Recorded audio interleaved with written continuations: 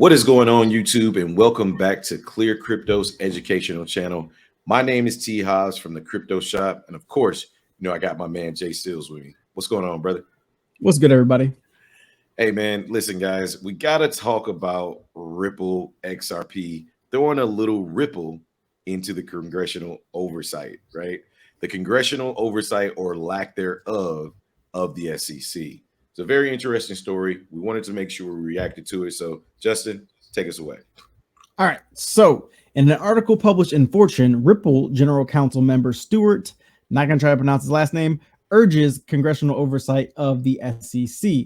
As 2022 marked a year of controversy for the industry, Stewart questioned just what role the U.S. SEC had in the year's events. Oh, he basically called them criminals. That's actually kind of funny. I just caught that. But anyway, the year was marked by so many bankruptcies, company collapses, and criminal proceedings. There comes a point when the regulator authority must be held accountable. Have we reached that point?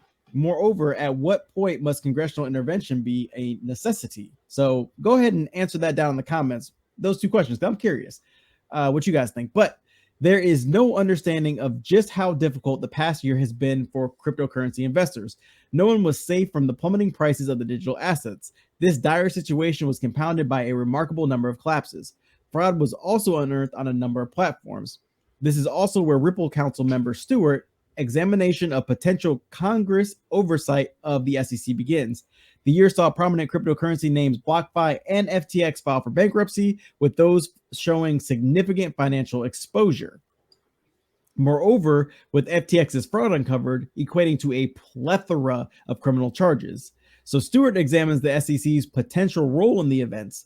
Through this, he notes that BlockFi has not proven, or who has proven not complicit in FTX fraud, owes $30 million to the SEC as part of a massive $100 million settlement. Because the financial situation of BlockFi is entangled with FTX, consumers are left on the hook with no real solution. Yet Stewart notes that the SEC collected fines from BlockFi, and funds could have been used to recoup the users, so their losses. So then he remarks that the SEC does not have free reign to make new loans, and it does not have the expansion jurisdiction over crypto that it purports to have. Furthermore, the SEC filed civil charges alleging securities fraud by FTX and claimed their authority in digital assets sector in the press release. Ultimately, Stewart points to the 2-year ongoing litigation between Ripple, where he is on the general counsel, and the SEC. This fight, according to Stewart, is surrounding fundamental questions about the limits of SEC's jurisdiction. The SEC can only exercise the authority expressly granted to it by Congress. There's no denying that Stewart does have a point.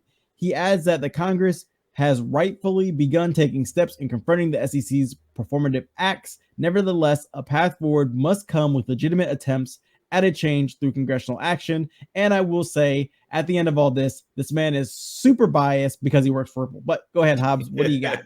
He took the words right out of my mouth. He's got a very vested interest in saying this. However, I will say this.